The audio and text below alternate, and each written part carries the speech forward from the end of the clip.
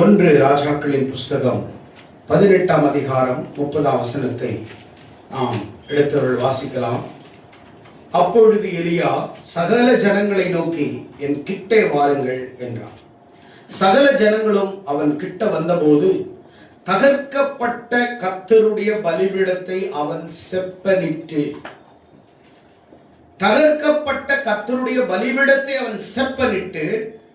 உனக்கு இஸ்ரவேல் என்னும் பேர் இருப்பதாக என்று சொல்லி கர்த்தருடைய வார்த்தைகளை பெற்ற யாக்கோபினுடைய குமாரரால் உண்டான கோத்திரங்களுடைய இலக்கத்தின்படி 12 கற்களை எடுத்து அந்த கற்களாலே கர்த்தருடைய நாமத்துக்கென்று ஒரு பலிபீடத்தை கட்டி பலிபீடத்தை சுற்றிலும் தானியம் அளக்கிற 2 படி விதைக்கத்தக்க இடமான ஒரு வாய்க்கால்களை உண்டாக்கி விறகுகளை அடுக்கி ஒரு காளையை சந்து சந்தாக துண்டித்து விறகுகளின் மேல் வைத்தான். கவனிங்க, கர்மேல் மலையில ஒரு போட்டி நடக்கிறது. பைபிள்ல நிறைய மலை இருக்குது. இந்த மலை பேரு கர்மேல் மலை. என்ன மலை?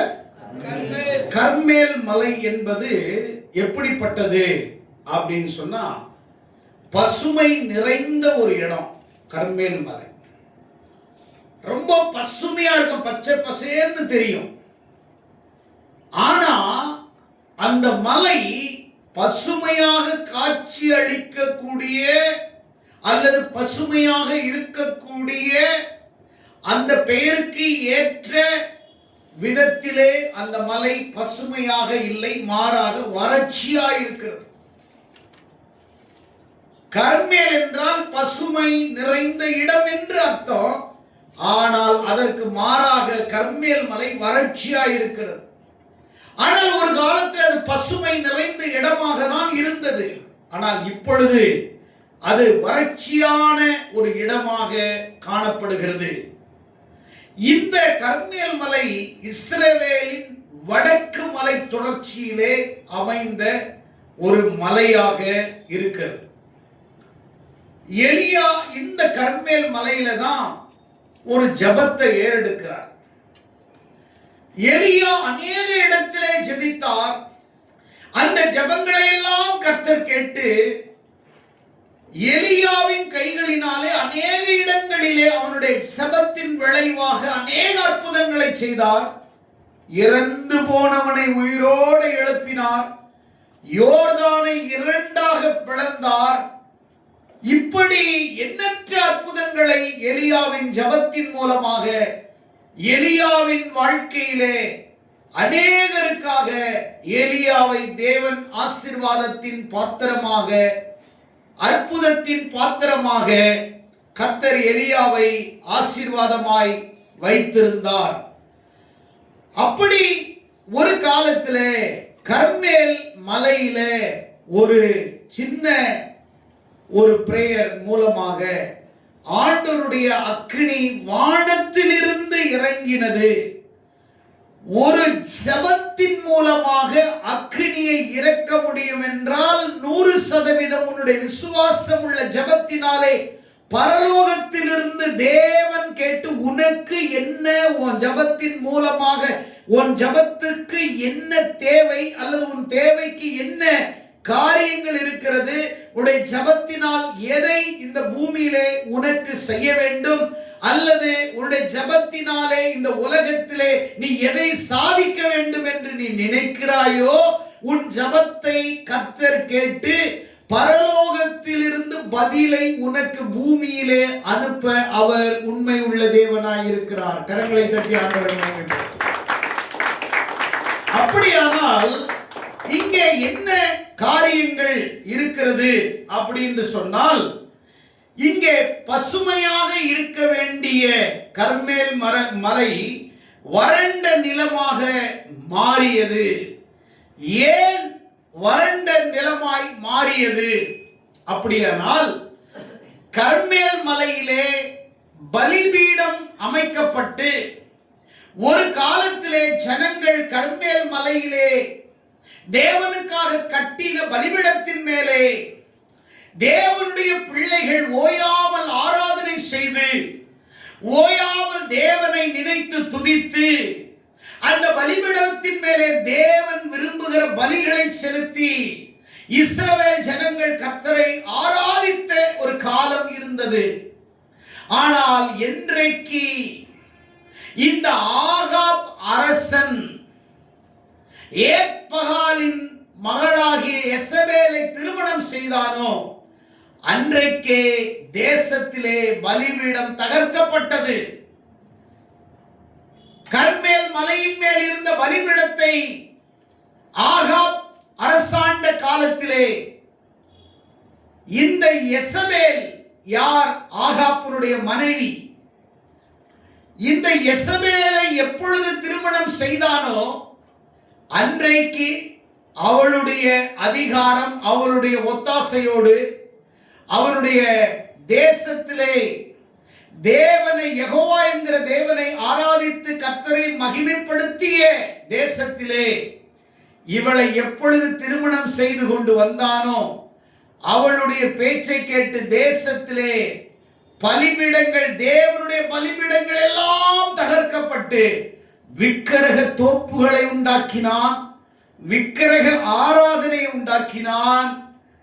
தேசத்திலே அவனுடைய அரசாங்கத்தினுடைய அனுமதியோடு தேவனை ஆராதித்துக் கொண்டிருந்து வணங்கிக் கொண்டிருந்த பலிபீடங்களை எல்லாத்தையும் தகர்த்து போட்டு பாகாலுக்கு முதலிடம் கொடுத்தான்.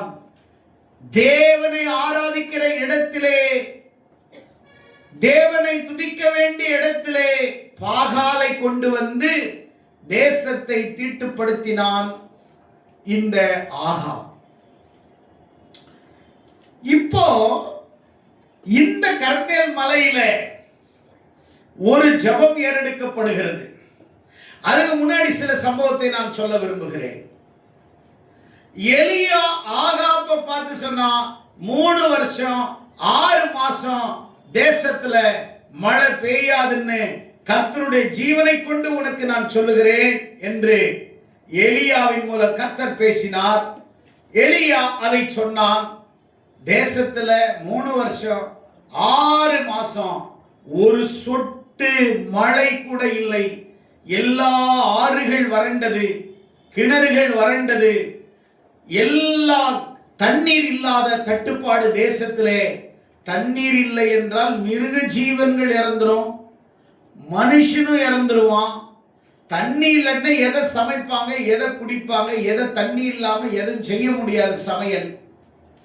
ஆகையால் 3 வருஷம் 6 மாசம் இந்த ஆகாபுக்கு கொஞ்சமாவது அறிவு வந்திருக்கணும். ஏன் இந்த அறிவு வந்திருக்கணும்னா, ஏன் 3 வருஷம் 6 மாசம் மழை இல்லை? எதனால தேசத்துல இல்லை? எலியா சொன்னபடியே நடக்குதே. அப்ப அவன் எத்தனையோ தெய்வத்தை வணங்கி இருப்பானே, பாகால வணங்கி இருப்பான். தேசத்துல மழை இல்லாட்டினா ராஜா தலைமையில பயங்கரமான விக்கிரக தோப்புல போய் அவங்க சாமிக்காக கெஞ்சி கூத்தாடி மழை பெய்யணும் கடவுளே அப்படின்னு அவங்க ஜெபிச்சிருக்க மாட்டாங்களா? அவங்க ஆராதிச்சிருக்க மாட்டாங்களா? கடவுளை தேடி இருக்க மாட்டாங்களா? கட்டாயமா தேடி இருப்பாங்க. ஆனா அவர்களுடைய கடவுளால அவங்களுக்கு பதில் கிடைக்கல. அவங்க கடவுளால தேசத்துல மழை பெய்யல. அவங்க கடவுளால தேசத்துல தண்ணீர் உண்டாக்கப்படல. எல்லாம் இப்படி போயிட்டு இருக்கும் பொழுதுதான் அங்கே எலியா 3 வருஷம் 6 மாசத்துக்கு பிறகு எலியா ஆகாப்பை சந்திக்கிறான். ஆகாப்பை சந்திக்கிறான். கர்மேல் மலையில ஒரு காலத்துல தேவனை ஆராதித்த இடம், ஜனங்கள் தேவனுக்காய் பலி செலுத்திய இடம், ஒரு காலத்துல ஜனங்கள் அங்கே இரவு பகலும் ஆராதித்த இடம், தேவன் அசைவாடிய இடம். இப்ப பல வருடங்களாகி அங்கே பலிபீடங்கள் தகர்க்கப்பட்டு அந்த பலிபீடங்கள் இன்னைக்கு சின்ன பின்னமாய் சீரழிக்கப்பட்டு அந்த பலிபீடங்கள் ஒரு அகோரமாய் காட்சி அளிக்கிறது. அந்த பலிபீடத்திற்கு எலியா போகிறான். அந்த கர்மேல் மலையிலே எலியா ஏறுகிறான். அந்த கர்மேல் மலையிலே போயிட்டு அவருடைய தீர்க்கதரிசிகளை கூப்பிடுகிறான். அவர்களுடைய தீர்க்கதரிசிகள் 450 பேர். ஆனால் தேவனுடைய மனுஷன் ஒரே ஒருத்தர் தான் எலியா. கவனிக்கணும். இப்ப சொல்றாரு எலியா, சரி ஓகே, உங்க கடவுளை நீங்க கும்பிடுங்க, உங்க கடவுளை ஆராதிங்க, ஃபர்ஸ்ட் நீங்க, உங்களுக்கு சாய்ஸ் கொடுக்குறேன், நீங்க கூப்பிட்டு ஜெபம் பண்ணி மழையை வர வைங்க அப்படின்றாரு.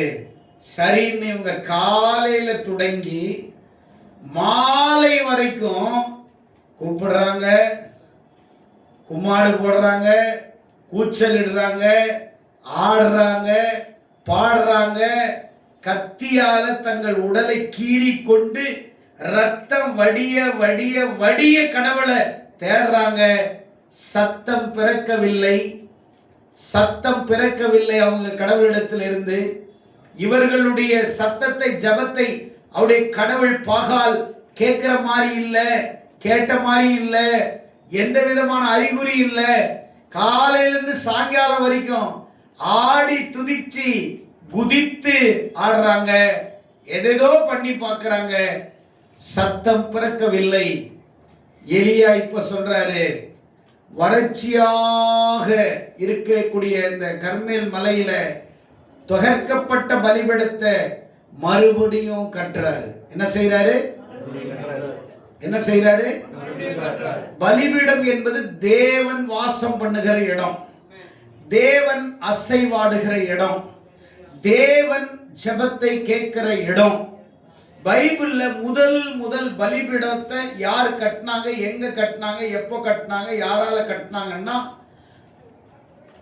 ஆதியாகமம் 8ஆம் அதிகாரத்துல 20வது வசனத்துல நீங்க பாத்தீங்கன்னா, முழு உலகமும் அழிக்கப்பட்டு தண்ணீரால் அழிக்கப்பட்டு நோவாவின் குடும்பத்தை மட்டும் கர்த்தர் காப்பாற்றாரு. அந்த கப்பல்ல அவங்களை வச்சு மழை வடிந்த பிறகு அவர்கள் வெளியே வருகிறார்கள். வெளியே வரும் பொழுது அவர்களுக்கு புதிய உலகம், ஏனென்றால் மொத்த உலகம் தண்ணீர அலைஞ்சிருச்சு. அவங்க வெளியில வந்தோட புதிய உலகத்தை பார்க்கறாங்க. விவசாயம் இல்ல, வீடுகள் இல்ல, நகரங்கள் இல்ல. நல்ல கவனிங்க, முதல் அந்த உலகம் பிறக்குது. அதுல ஃபர்ஸ்ட் ஆதாமுக்கு அடுத்தது இரண்டாவது மனிதன் நோவா அந்த இடத்துல பார்க்கிறாரு, புது உலகத்தை பார்க்கிறாரு. எங்குமே விவசாயம் இல்லை, எங்குமே வீடுகள் இல்லை, எங்குமே நகரங்கள் இல்லை. ஆனால் நோவா தனக்காக ஒரு வீடை கட்ட வேண்டும். ஏனென்றால் ஆபத்திலே இறைவன் எங்களை இந்த பேழையில் காப்பாற்றினார். மீண்டும் ஒருவேளை ஆபத்து வந்தால் நாங்கள் காப்பாற்றப்படுவதற்கு பேழையை நம்பி அல்ல, நாங்கள் ஒரு வீடை கட்ட வேண்டும் என்று நோவா ஒரு வீடை கட்டவில்லை. அவனுக்கு ஒரு நகரத்தை ஏற்படுத்தவில்லை. அவனுக்காக ஒரு சாம்ராஜ்யத்தை உருவாக்க வேண்டும் என்று அவன் விரும்பவில்லை. மாறாக நோவா புதிய உலகத்திலே தேவனுக்கென்று முதல் தனக்கு வீடு கட்டாம பலிபீடத்தை கட்டினான். கைகளை தட்டி ஆண்டவன் தேவனுக்கென்று ஒரு பலிபீடத்தை கட்டுறான். வாசிங்க. அப்பொழுது நோவா கர்த்தருக்கு ஒரு பலிபீடம் கட்டி, அப்பொழுது கர்த்தருக்கு ஒரு பலிபீடத்தை கட்டி, சுத்தமான சகல மிருகங்களிலோ சுத்தமான சகல பறவைகளிலோ சிலவற்றை தெரிந்து கொண்டு அவைகளை பலிபீடத்தின் மேல் தகன பலியாக பலியிட்டார். பலிபீடத்தை கட்டி பலிபீடத்திலே அதை தகன பலியாக பலியிடுகிறான். அடுத்தது சுகந்த வாசனையை கர்த்தர் முகந்தார். ஃபர்ஸ்ட் பலிபீடம், ஃபர்ஸ்ட் பலி, ஃபர்ஸ்ட் பலிபீடம், ஃபர்ஸ்ட் பலி, ஃபர்ஸ்ட் ஆராதனை, ஃபர்ஸ்ட் தேவனை தொழுது கொள்றான். கர்த்தர் முகந்தார் என்றால் அங்கீகரித்துக் கொண்டார், ஏற்றுக்கொண்டார். அதை மனதார அந்த பலியை, நோவா செலுத்திய பலியை, ஆராதனையை தேவன் மனதார ஏற்றுக்கொண்டார். ஆமென், அல்லேலூயா. அன்றைக்கு ஆலயம் இல்லை, அன்றைக்கு கட்டிடம் இல்லை, ஆனால் பலிபீடங்கள் இருந்தது. பழைய ஏற்பாட்டு காலத்திலே பலிபீடம் இருந்தது, பலி இருந்தது. தேவன் அதை முகந்தார். அப்படியானால் இதே போலதான் அநேக பலிபீடங்கள் இருந்தது. அது போலதான் கர்மேல் மலையிலும் தேவனை ஆராதிக்கிறது ஒரு காலத்திலே பலிபீடம் இருந்தது. ஒரு ஆகாப்பினாலே அந்த பலிபீடம் தகர்க்கப்பட்டது. 3 வருஷம் 6 மாசம் மழை பெய்யல. அங்க எலியா வந்து இப்ப சொல்றாரு, நீங்க உங்க கடவுளை கூப்பிடுங்க.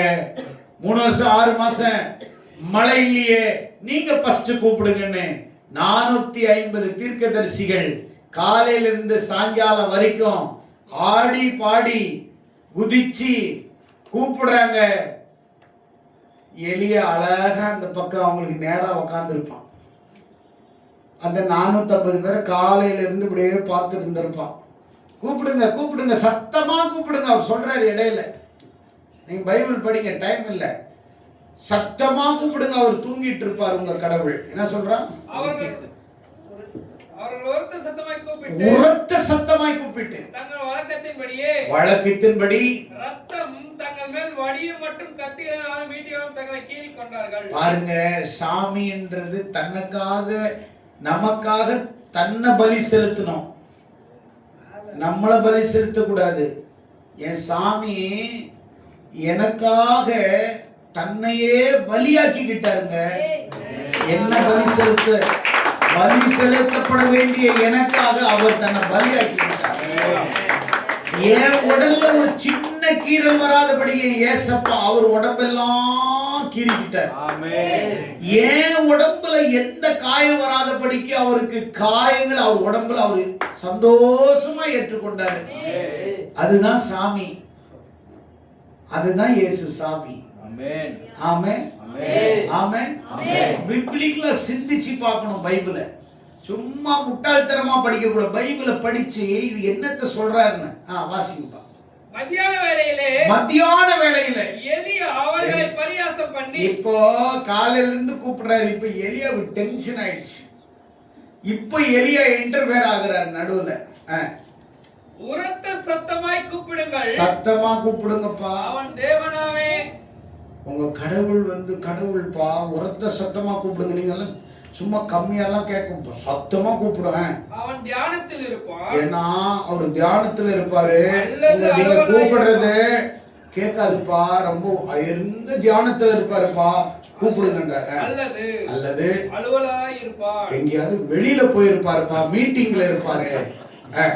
அல்லது பிரயாணம் போயிருப்பார், இல்ல இன்னும் வெளியூருக்கு போயிருக்கிறாரு.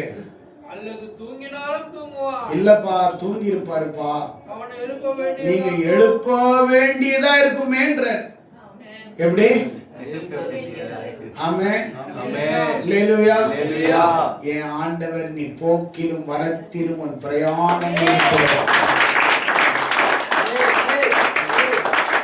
நீ பைக்ல போகும்போது ஒருத்தன் உன்னை இடிக்கிற மாதிரியே வந்திருப்பான். உன்னை இடிக்கிறதுக்கு தான் வந்திருப்பான் சாத்தான். ஆனால் உனக்கே தெரியாது.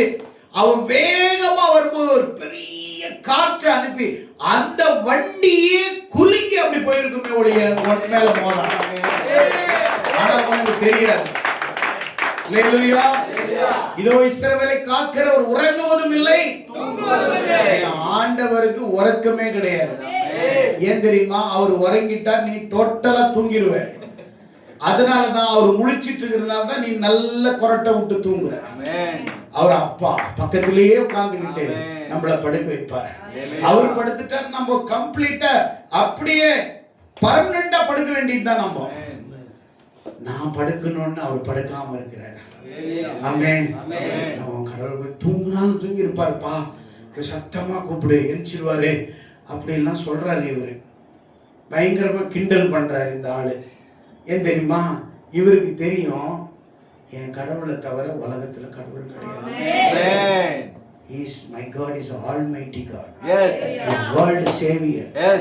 Amen. His world savior. Yes. Amen. அவர் உலக ரட்சகர். Amen. அதனால எனக்கு தெரியும்பா என்ன பத்தி, உங்க ஆளுங்க நீ தெரிஞ்சுக்கோங்கன்றார். பாகால் கூப்பிடு கூப்பிடுன்றார்.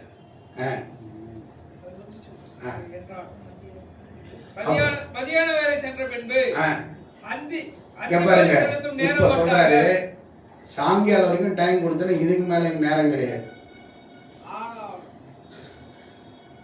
அவங்க சொல்லியிருப்பாங்க, கத்தியெல்லாம் குத்திக்கிட்டு தானே ரத்தம் வருது, இன்னும் கொஞ்ச நேரம் கொடுங்க, இன்னும் கொஞ்ச நேரம் கொடுங்க. குத்துன்னு குத்தி ரத்தம் அது கடைசியில் எல்லாம் கீழே விழுறாங்க, ஒவ்வொருத்தனா விழுறாங்க. முடியல, இப்போ நீ கூப்பிடு. அவங்க வாய்ப்பு கொடுத்தாங்க. இப்போ உன் கடவுளை கூப்பிடு, கிட்ட வாங்க, எல்லாம் கிட்ட வாங்க, கிட்ட வாங்க, கிட்ட வாங்க, கிட்ட வாங்க.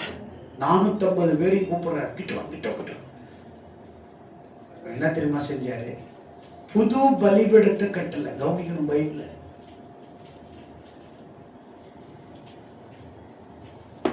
he not build new altar. புது பலிபீடத்தை கட்டல.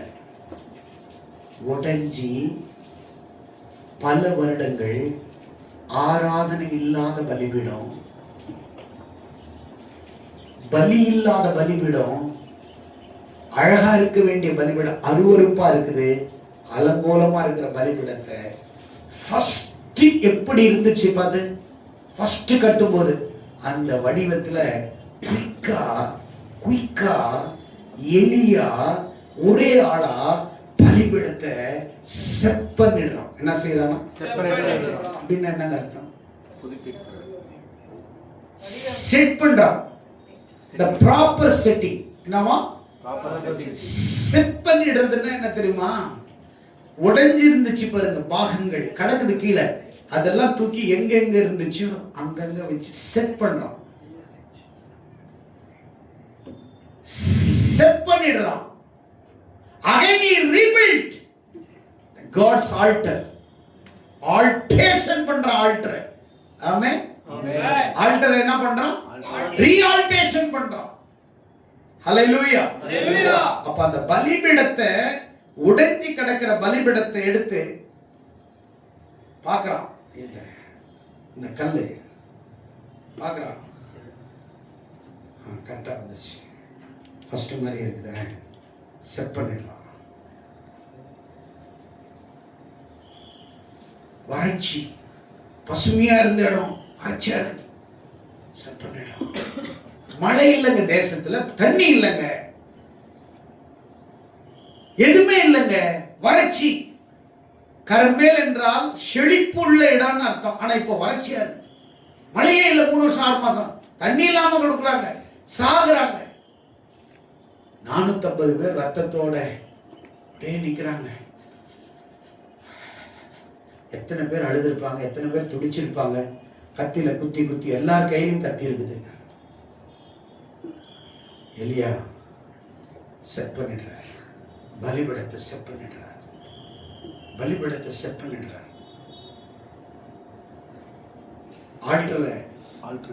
ஆல்டேஷன் பண்றார். எல்லாம் முடிச்சிட்டு கிட்டவா கிட்டவா கிட்டவா கிட்டவா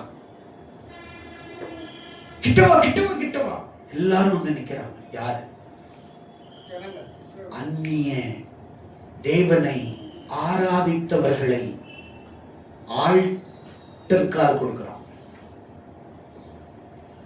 ஆல்டருக்கு முன்னாடி ஆல்டர்கால் கொடுக்கிறான். அப்படின்னா அழைக்கிறான், கிட்ட வாங்க, எல்லாம் நிக்கிறான்.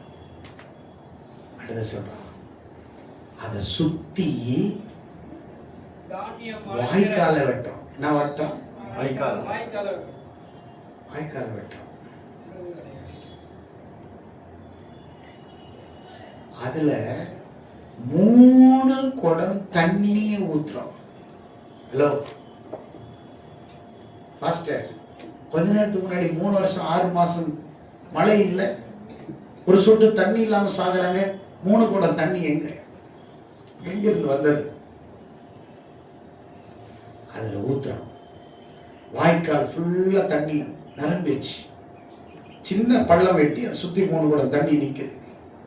இப்ப பலிபீடத்துல விறகு அடுக்கிறோம், பச்சையான விறகு. அது மேல ஒரு காளையை வெட்டி அது மேல அடுக்கிற, அது மேல தண்ணியை ஊத்துறோம். எது மேல? எது மேல? காளை மேல ஊத்தி விறகெல்லாம் நினைஞ்சி அந்த தண்ணி பலிபீடத்துல இருந்து வாய்க்கால் வந்து நிரம்பிடுச்சு. ஆமென். இப்ப ஜெபம் பண்ணுங்க. இப்போ அவன் என்ன ஜெபிக்கிறான் தெரியுமா? முடிச்சிட்டானா? வாசிங்க. அதுக்கு அடுத்தது அந்திபலி செலுத்தும் நேரத்தில் ஆ. தீர்க்கதரிசியாக எலியா வந்து ஆ. ஆபிரகாமுக்கும் ஈசாக்குக்கும் யாக்கோவுக்கும் யாக்கோவுக்கும் தேவனாகிய கர்த்தாவே இஸ்ரவேலிலே ஆ.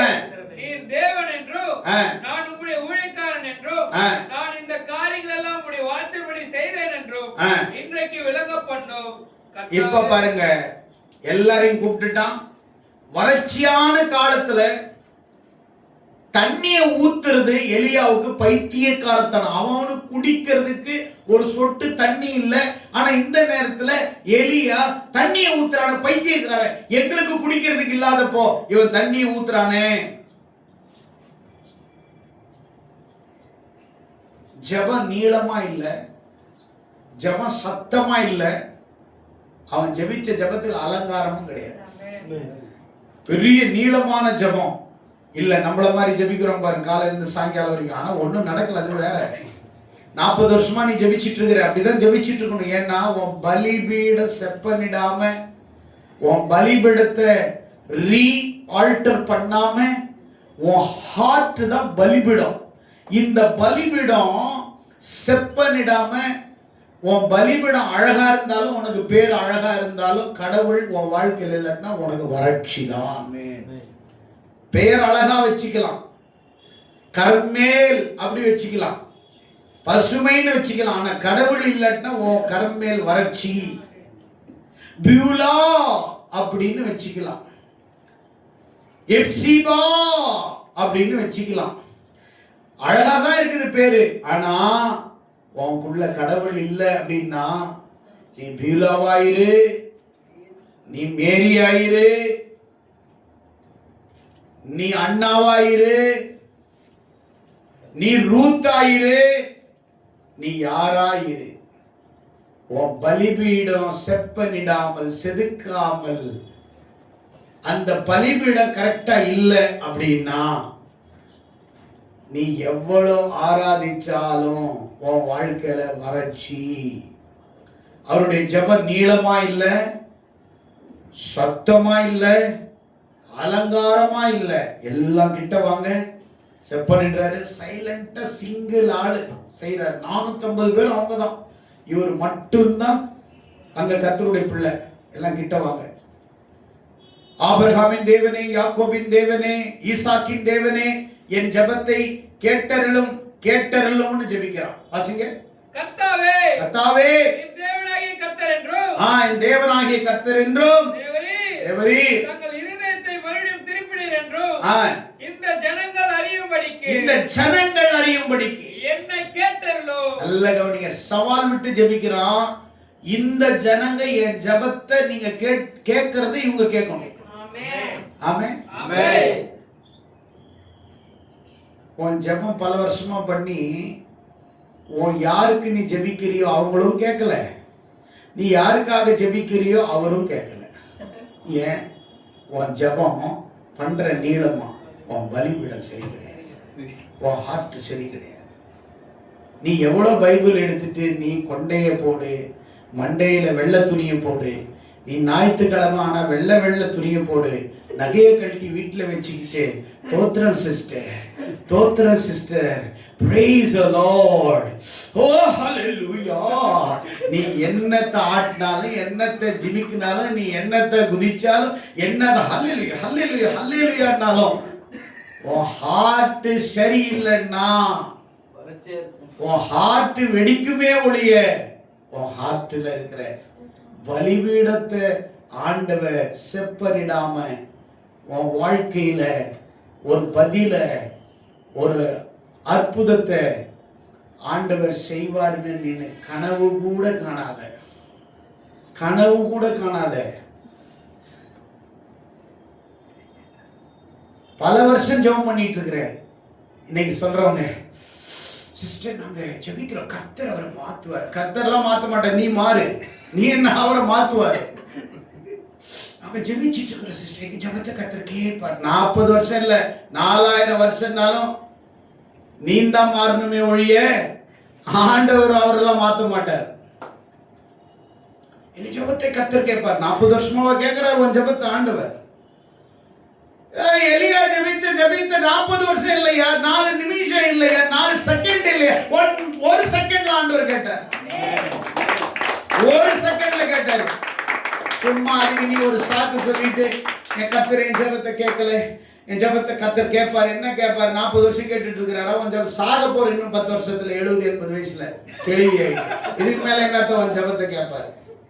என்னத்த கேட்பார்? யாருகிட்ட காது குத்துற? வெள்ளை போட்டா நீ ஒன்னும் பரிசுத்தவானா? நகை எடுத்துட்டா நீ பெரிய பரிசுத்தவானா? நோ. பலிபீடம் சரியா இருக்குதாப்பா?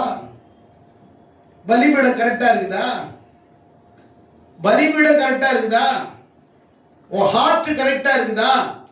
நீ வெள்ளை போட்டுக்கோ, கலரை போட்டுக்கோ, கருப்பா கூட போட்டுட்டு வந்து நில்லு, உன் ஜெபத்தை கர்த்தர் கேட்பார்.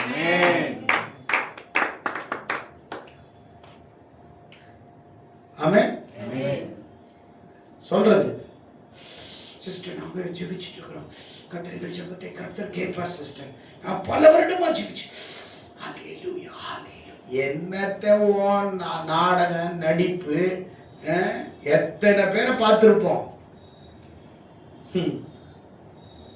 பாஸ்டருக்கே நீ வந்து டீச் பண்றியா? எங்களுக்கே திருவசனமா? ஓரளவு எங்களுக்கு பைபிள் தெரியுங்க, ரொம்ப தெரியலன்னாலும் கொஞ்சமாவது தெரியுங்க. எங்க கிட்ட உங்களுடைய பாவலா சொல்லக்கூடாது. எலியா சொல்றான் கிட்ட வாங்க சொல்லிட்டு 3 பேர் தான் சொன்னான். ஆபிரகாமின் தேவனே, ஈசாக்கின் தேவனே, யாக்கோபின் தேவனே, என் ஜெபத்தை நீங்க கேட்குறீங்கன்னு இவங்க கேட்கணும், இவங்க கண்கள்ல பார்க்கணும். ஜெபமே அவ்வளவுதாங்க. நீளம் இல்லை, சத்தம் இல்லை, அலங்காரம் இல்லைங்க, சின்ன ஜெபங்க. என்னாச்சு? வாசி அடுத்தது. அப்பொழுது கர்த்தரிடத்திலிருந்து அக்கினி இறங்கி அந்த சர்வாங்க தகன பலியையும் விறகுகளையும் கற்களையும் மண்ணையும் பட்சித்தது. அக்கினி இறங்கி வருது. மேல வச்சாரு பாருங்க, கட் பண்ணி காளை மாடனுடைய இது மொத்தத்தையும் அக்கினி சாப்பிட்டுருச்சு. பெரிய பெரிய விறகு இருக்குது பாரு, மொத்தத்தையும் சாப்பிட்டுருச்சு. மண் இருக்குது பாரு, நக்கிருச்சு. தண்ணி இருக்குது பாரு, அக்கினி தண்ணியில தண்ணி தான் அக்கினி தான் என்ன ஆயிடும்? அணிஞ்சிடும். ஆனா கர்த்தரிடத்திலிருந்து வர்ற அக்கினி, கர்த்தரிடத்திலிருந்து வர்ற அக்கினிய யாரும் விளங்க முடியாது. அந்த அக்கினி எதையுமே விளங்கும், எது வேணாலும் விளங்கிடும். எல்லாரும் சுத்தி நிக்கிற 40 பேரும் பார்க்க 450 பேர் பார்க்கறாங்க. ஐயோ, உடனே என்ன செஞ்சாங்க அவங்க?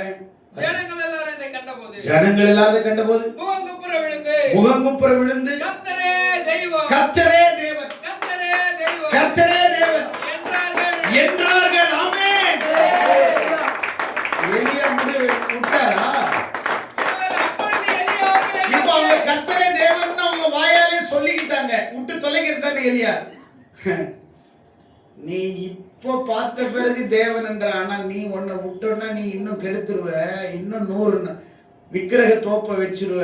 புடுறா 450 பேர் சிங்களால் பிடிச்சு 450 பேருடைய தலையை 450 தலையை வெட்டி போட்டோம். 450 பேரை ஒரு சிங்கிள் எலியா வெட்ட முடியுமா? ஒருத்தர் கழுத்தறதுக்கு 450 பேர் சும்மாவா இருப்பான்? மேல விழுந்தாவே செத்துருவான் எலியா. கரெக்டு தானே?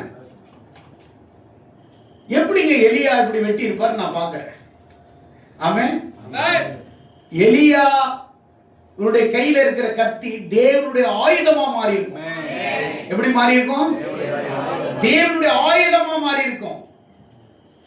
ஒரு கழுதை தாடை எலும்பை எடுத்து சிம்சோன் 1000 பேரை கொன்றான் நீ நம்பும் போது, கத்தியில 450 பேரை வெட்ட முடியுமா? வெட்ட முடியாதா?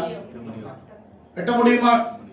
பச்சை தாடை எலும்பை எடுத்தே 1000 பேர் கொன்னவன் எலியா ஒரு கத்தி எடுத்து 450 பேர் வெட்டுறது ஈஸியா இல்லையா?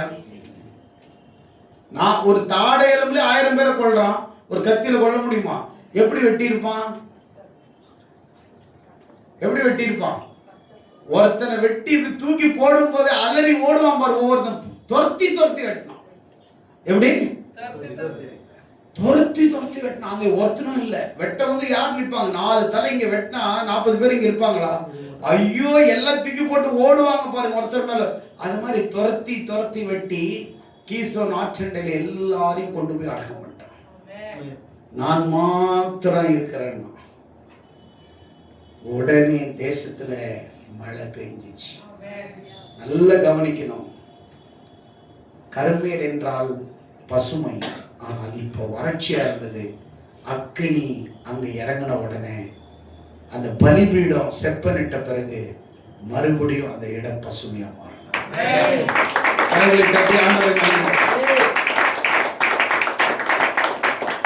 இன்னைக்கு அப்படிதான் நிறைய பேரு கர்மேல் இல்லம்னு வச்சிருப்பாங்க,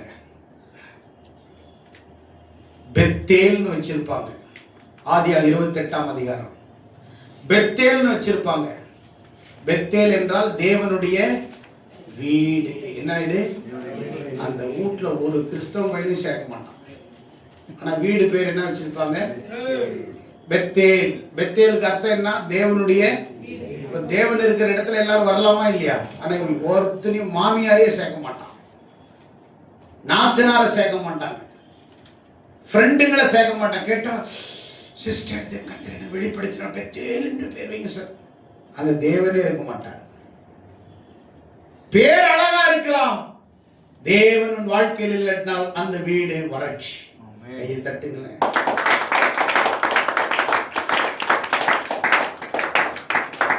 சிம்சோன், அதுக்கு பேரு அர்த்தம் என்னன்னா சூரியனை போல பிரகாசிக்கிறவன். சிம்சோன்னா என்ன?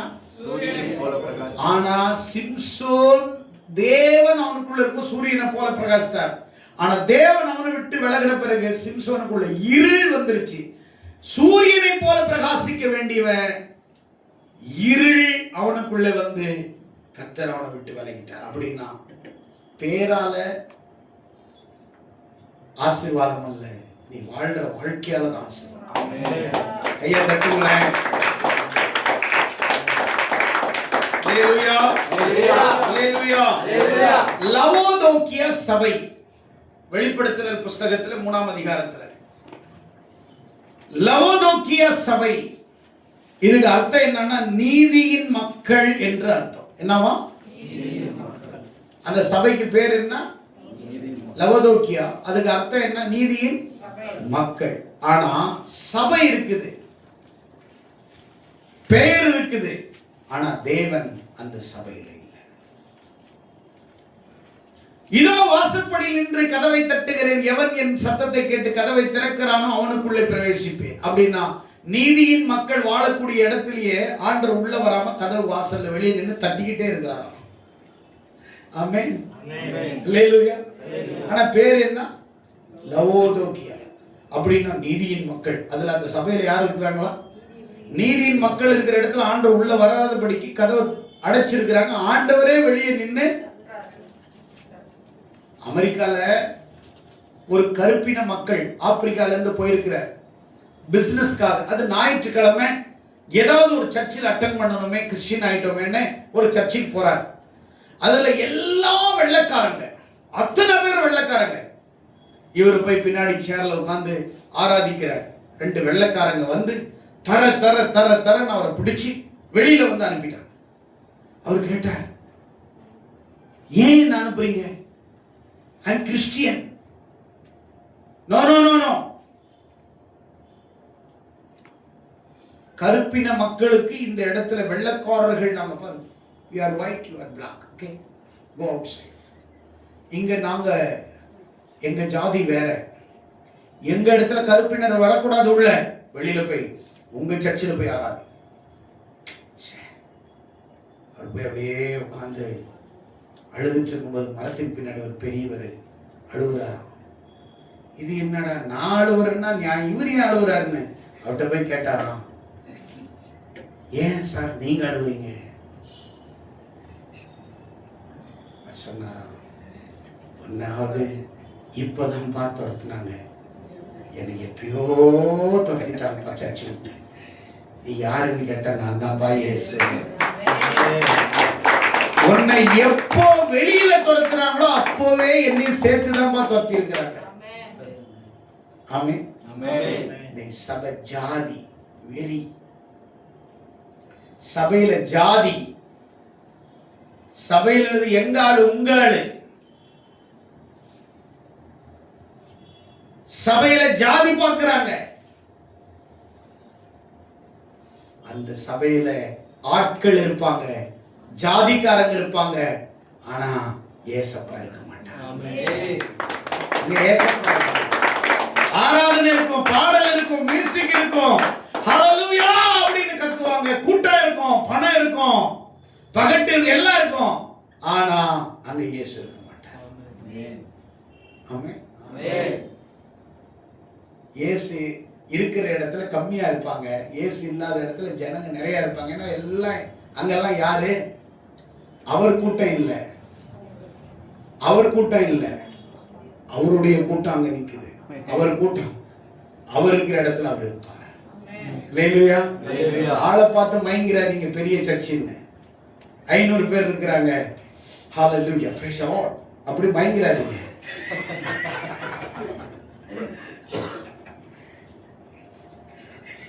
மயங்கிடாதீங்க. அவர் இருக்கிற இடத்துல ஆள் இருக்க மாட்டாங்க, அவர் இல்லாத இடத்துல ஆட்கள் நிறைய இருப்பாங்க.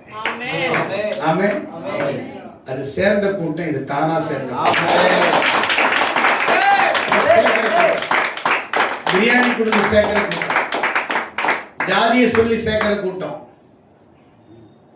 அங்க லோன் கொடுத்து சேர்க்கிற கூட்டம். இந்த சர்ச்சில் எதுவுமே இருக்காது. முடிஞ்ச பாஸ்டருக்கு நீங்க தான் சோறு போகணும். இங்க எதையுமே சொல்லி லோன் தர்றோம், மூக்குத்தி கொடுக்குறோம், அண்டா கொடுக்குறோம், குண்டா கொடுக்குறோம், பிரியாணி கொடுக்குறோம். இந்த சர்ச்சில் ஒண்ணுமே கிடையாது. முடிஞ்சா நீங்க எனக்கு சோறு போட்டுருப்போம். இங்க வசனத்தை நான் சோறு போடுறேன். வசனம் என்கிற சாப்பாடு உங்களுக்கு மட்டும்தான் மயங்கிறாதீங்க. ஹalleluya ஹalleluya அப்படின்னு மயங்கிறாதீங்க. அதெல்லாம் ஒண்ணு. ஆண்டவர் இருக்கிற இடத்துல ஆராதனை வித்தியாசமா இருக்கும், ஒரு ஒழுக்கமா இருக்கும், பார்க்கிறது டிசிப்ளினா இருக்கும். ஹalleluya. அந்த ஆராதனை, ஆனா அது வந்து ஜிகி ஜிகின்னு ஆராதிக்கிறது உங்களுக்கு பிடிக்கிற மாதிரி இருக்கும். ஐயோ ஐயோ அந்த மியூசிக் அதுவும். அங்க இயேசு இல்லைங்க, ஆனா இங்க பரிதாபமா அப்படி ஆராதிச்சுட்டு இருப்பாங்க. இங்கதாங்க இயேசு. ஆமென். இங்கதான் அவர் இருக்கிறார். யோசிச்சிடாதீங்க. நாங்க பார்த்துட்டு வந்துட்டோங்க, உலகத்தையே பார்த்துட்டு வந்திருக்கிறோம். எங்களுக்கு எவ்வளவு அன்பு இருக்குங்க, எத்தனை பேரை பார்த்துருப்போங்க. ஸ்கேனிங் மிஷின் தோத்துருங்க, ஜான்சனுடைய கண் பார்வை தோக்காதுங்க, கரெக்டா இருக்குங்க. ஸ்கேன் பண்ணா கரெக்டா இருக்குங்க. நாங்க எவ்வளவு பேரை பார்த்துருப்போம், எத்தனை ஆசாமி பார்த்துருப்போம், எத்தனை வெள்ளை ட்ரெஸ் போட்டு ஹல்லேலூயா ஹல்லேலூயா ஹல்லேலூயா வித்தியாசமா பண்ணுவாங்க சர்ச்சில். ஜாக்கிரதை. ஆவி இருக்குதா, ஒரு மாதிரி ஆவி இருக்குதான்னு உங்களுக்கு தெரியணும். ஒரு மாதிரி ஆவி இருந்துச்சுன்னா ஒரு மாதிரி தான் இருப்பாங்க கடைசி வரைக்கும். ஆவி இருந்துச்சுன்னா அவங்க சரியா இருப்பாங்க. லவோதிக்கேயா நீதியின் மக்கள். சர்தை சபை உயிரோடு இருக்குதுன்னு அர்த்தம். சர்தை சபை பேர் என்ன? வெளிப்படுத்தல் 3:1. ஆனா நீ உயிரோட இருந்தும் நீ செத்தவனாய் இருக்கிறாய். உயிரோடு இருக்கிற சபை செத்து போய் கிடக்கு. நிறைய சபை உயிரோட இருக்கிற மாதிரி இருக்கும், ஆனா ஆண்டவர் எதிர்பார்க்கிற ஹோலி, ஆண்டவர் எதிர்பார்க்கிற ஆசீர்வாதம் அந்த சபையில இருக்காது. பெயர் எவ்வளவு அழகாக இருந்தாலும் தேவன் இல்லை என்றால் அது வறட்சி வறட்சி வறட்சி. ஆமென் ஆமென். பலிபீடம் இல்லாத பெத்தேல், தேவன் இல்லாத சபை, ஆவி இல்லாத பெயர், எல்லாம் வறட்சி தான். அப்படியானால் தேவனுடைய சன்னதி மட்டுமே தேவன் நம்மோடு இருக்கிறார். கர்மேல் என்றால் பசுமை, ஆனால் அது வறட்சி. பலிபீடம் செப்பனிட்டது. பைபிள்ல நிறைய பலிபீடம் இருந்துச்சு. ஆபேலின் பலிபீடத்தை ஆண்டவர் அங்கீகரிக்கல. அப்படியா? அப்படியா? ஆபேலின் பலிபீடத்தை தேவன் அங்கீகரித்தார். காயினுடைய பலிபீடத்தை அங்கீகரிக்கவில்லை. ஆபிரகாமினுடைய பலிபீடத்தை அங்கீகரித்தார். எங்கே? மோரியா மலையில. அவர் பையனை கடத்தி எல்லாம் பண்ணி கத்தி எடுத்து பலி செலுத்தும் போது ஆண்டவர் பலிபீடத்தை அங்கீகரித்தார்.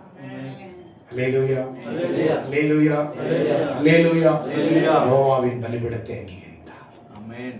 இன்னைக்கு உன்னுடைய பலிபீடம் உன் ஹார்ட். புரிஞ்சிச்சா இன்னைக்கு பிரசங்கம் உங்களுக்கு? பலிபீடம் கரெக்டா இருக்கணும். அப்படின்னா என்ன?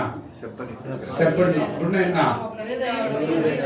மறுபடியும் நீ இன்னைக்கு எங்கெல்லாம் பிரேயர் லைஃப் கம்மியா இருக்குதா, ஜபம் இல்லையா, சர்ச்சை இல்லையா, ஆராதனை இல்லையா, ஆண்டவர் இல்லையா, கீழ்ப்படியது இல்லையா, ஒழுக்கமா இல்லையா, உண்மையா இல்லையா, பரிசுத்தமா இல்லையா, நேர்மையா இல்லையா, நீதியா இல்லையா, தேவன் இல்லாம இருக்கிறோமா, பேரழகா வச்சிருக்கிறோமா, ஆனா வறட்சியா இருக்கிறோமா?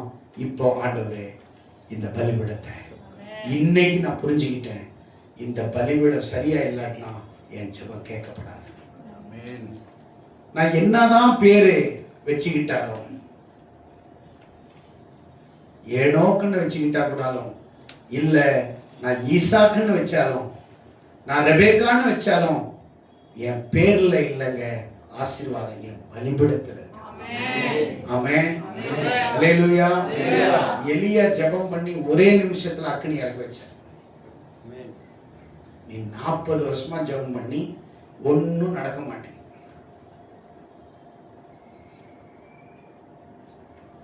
நிறைய பேர் 10 வருஷமா ஜெபம் பண்றாங்க, கல்யாணத்துக்கு நடக்கவே மாட்டேங்க. உன் ஜெபத்துல தெளிவு இல்லை. என்ன இல்லை? பலிபீடம் சரியில்லை. நீ நீ கரெக்டா இருந்தன்னா உன் கையில எப்பயோ பிடிச்சு கொடுத்துருப்பாரு ஆண்டவர். இப்ப கொடுத்தா அவனையும் கொன்னுடுன்னு உனக்கு கொடுக்கல. அல்லேலூயா, அல்லேலூயா, அல்லேலூயா, அல்லேலூயா, அல்லேலூயா, அல்லேலூயா. அதான் நம்ம எப்பவுமே ஆகாப்புக்கு வந்த பிரச்சனை எதனால தெரியுமா? இந்த நாட்டை நாசமான போனது அவன் கட்டின பொண்டாட்டி எசபேல். என்ன என்ன பேரு? எசபேல். எசபேல கட்டினா நீ அழிஞ்சிருவ. எலிசபெத்தை கட்டினா நீ பொழைச்சிக்குவ. ஆமென். ஐயா தட்டுங்களேன். நிறைய பேர் எசபேல கட்டிட்டு தான் செத்து சாகறாங்க. எலிசபெத் எப்பவுமே கூட இருப்பா. ஆமென். எசபேல் கூட இருக்க மாட்டான். அல்லேலூயா. அவ கொல்லுவா தேடி தேடி. எலியாவே தேடி கொள்ற ஆளு தானே அது. அல்லேலூயா, அல்லேலூயா, அல்லேலூயா, அல்லேலூயா. Elizabeth will build your life. Jezebel will destroy your life. அழிச்சு விடுவான். இது பிரச்சனை. கர்மேலுக்கு பிரச்சனை வந்தது, தேசத்துக்கு பிரச்சனை வந்ததுலாம் யாரால தெரியுமா? ஆகாப் கட்டின பொண்டாட்டியால நாடு நாசமாச்சு. ஆகாப் கட்டின பொண்டாட்டியால அந்த தேசம் விக்கிரக ஆராதனையா மாறிச்சு. பலிபீடங்கள் தோற்கப்பட்டது, தகர்க்கப்பட்டது. ஊழியக்காரர் தீர்க்கதரிசியை கொண்டு குவிச்சான். ஆனா ஒரு எலியா வச்சு ஆண்டவர் பலிபீடத்தோட ஆண்டவர் சொல் எலியா கிட்ட சொல்றார். எலியா ஆகாப் கிட்ட சொல்றாரு. இதெல்லாம் முடிஞ்ச உடனே என்ன தெரியுமா சொல்றாரு? 18ஆம் அதிகாரத்துல வாசி முடிக்கலாம். கடைசி வசனம் 18ஆம் அதிகாரத்தில் கடைசி வசனத்தை வாசிங்க. அதே 1 ராஜாக்கள்ல வாசிங்க. கடைசி வசனம். கர்த்தருடைய கை எலியாவின் மேல் இருந்ததினால் அவன் தன் அறையை கட்டிக்கொண்டு இஸ்ரவேலுக்கு வருமட்டமாக ஆகாபுக்கு முன் ஓடினான். 42. ஆகாப் போஜனம் பண்ண போனான். பின்பு எலியா கர்மேல் பர்வதத்தினுடைய சிகரத்தின் மேல் ஏறி. இல்ல 44 படிங்க. 7ஆம் தரம் இவன் இதோ சமுத்திரத்திலிருந்து ஒரு மனுஷனுடைய உள்ளங்கை அத்தனை சிறிய வேகம் எழுப்புகிறது என்றான். அப்பொழுது அவன் எலியா இப்ப சொல்றாரு, இந்த எல்லாம் போட்டி முடிஞ்ச உடனே 3 வருஷம் 6 மாசம் தண்ணி இல்லாம இருக்கிறாங்கல்ல, காஞ்சி போய் கருவாடா இருக்கிறாங்கல்ல. ஆனா 3 வருஷம் 6 மாசம் எலியாவும் ஆண்டவர் வறட்சியே ஆக்கல. அவனை செழிப்பா தான் வச்சிருந்தாரு. காக்கா வச்சு சாப்பாடு, விதை வச்சு சாப்பாடு, கேரி தாண்டல தண்ணி, தேசமே வறட்சி இருக்குது. அவருக்கு மட்டும் சின்ன ஊத்து வச்சிருக்காரு. யாருக்கும் தெரியல, அவருக்கு மட்டும் வச்சிருக்காரு. படுத்துருவார். திரும்பி தண்ணி குடிச்சிருவாரு. திரும்பி குடிச்சிருவாரு. தண்ணி வரும், குடிச்சிடுவார், படுத்துக்குவார். யாருக்கும் அது இல்லை. கடவுள் அவர் பிள்ளைக்கு ஊற்றை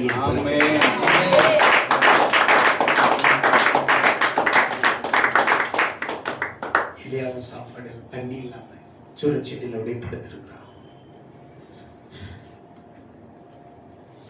பார்க்கறான், சார் தண்ணி இல்லையே, சவுண்டு வருது, சவுண்டு வருது, பார்க்கறான், தேடிட்டு போறான், தண்ணி ஊத்து, குடிச்சிக்கோ, போ படுத்துக்கோ, திருப்பி சவுண்டு, குடிச்சிக்கோ, படுத்துக்கோ, சாப்பாடு என்ன பண்ற, வரும் பார்,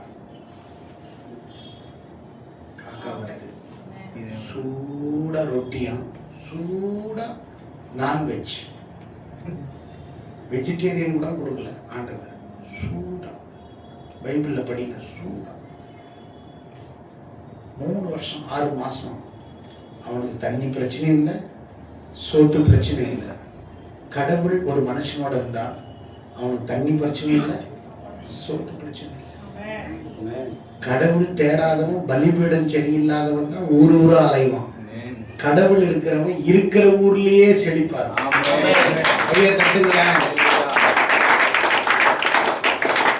எலியா சொல்றாரு, ஆகாப்ப பார்த்து என்ன சொல்றாரு தெரியுமா?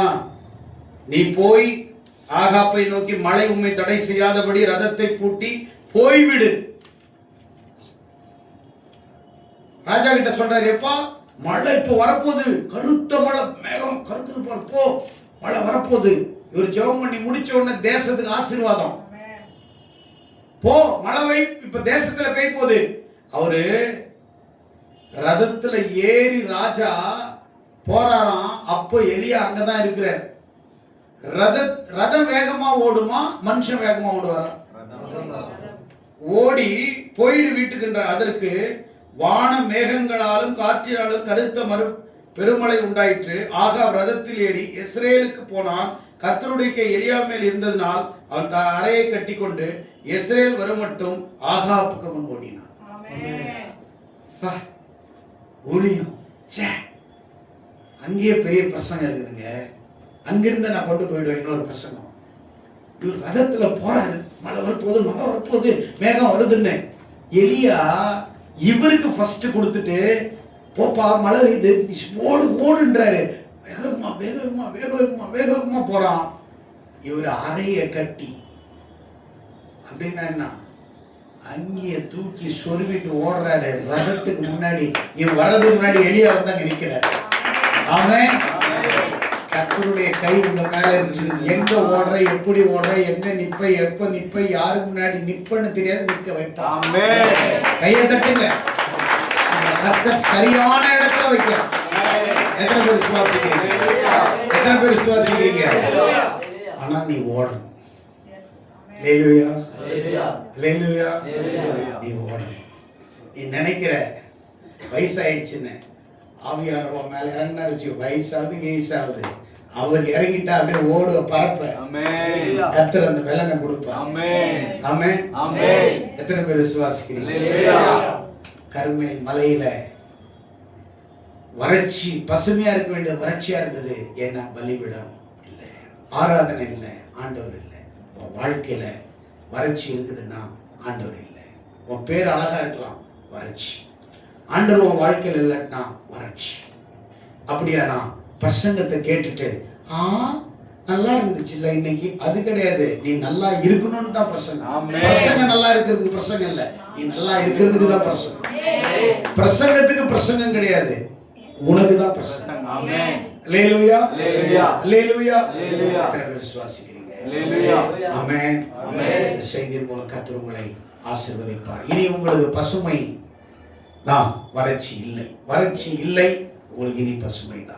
காக்கா வரும், உங்களுக்குன்னு ஒரு ஊற்று இருக்கும். உங்க ஜெபத்தை கர்த்தர் கேட்பார். உன் பலிபீடம் சரி பண்ணிக்கோ, உன் பலிபீடம் சரியாயிக்கணும்.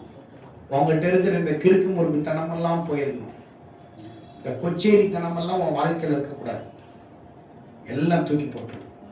உன் பலிபீடம் சரியா இருக்கும். நீ எப்படி இருந்தாலும் ட்ரெஸ் பண்ணிக்கோ. நீ உன் பலிபீடம் சரியா இருந்து நீ கிழிஞ்ச சட்டையை போட்டு வந்தா கூட கர்த்தர் உன் கூட இருப்பார். நீ நல்ல கிணிக்கிட்டு வந்துட்டு உன் பலிபீடம் சரியில்லாம நீ காலையில இருந்து சாயங்காலம் வச்சு கத்தியில குத்திக்கிட்டா கூட ரத்தம் தான் வருமே ஒழிய ஆசீர்வாதம் வராது. அல்லேலூயா, அல்லேலூயா. அப்போ உன் பலிபீடம் பாஸ்டருக்கு மட்டும் எப்படி இல்லை, அப்படி டக்குன்னு நடக்குது. பலிபீடம், பலிபீடம். ஆமே. பாஸ்டர் மட்டும் எப்படி இல்லை, அமெரிக்கா போறாரு, விசா கிடைக்குது, பலிபீடம். ஆமே, அல்லேலூயா. எது கேட்டாலும் பலிபீடம் தான். ஆமே, வேற ஒண்ணும் கிடையாதுமா. என்கிட்ட ஒண்ணும் பெருசல ஒண்ணும் கிடையாது, பலிபீடம். ஆமே. என் ஃபெய்த் வேற, உன் ஃபெய்த் வேற. அல்லேலூயா. நான் ஒண்ணும் இல்லாம 10 லட்சம் சாயங்காலம் தரேன்னு நீ சொல்ல முடியுமா? நீ என்கிட்ட நீ சேலஞ்ச் பண்ண முடியாது. பலிபீடம்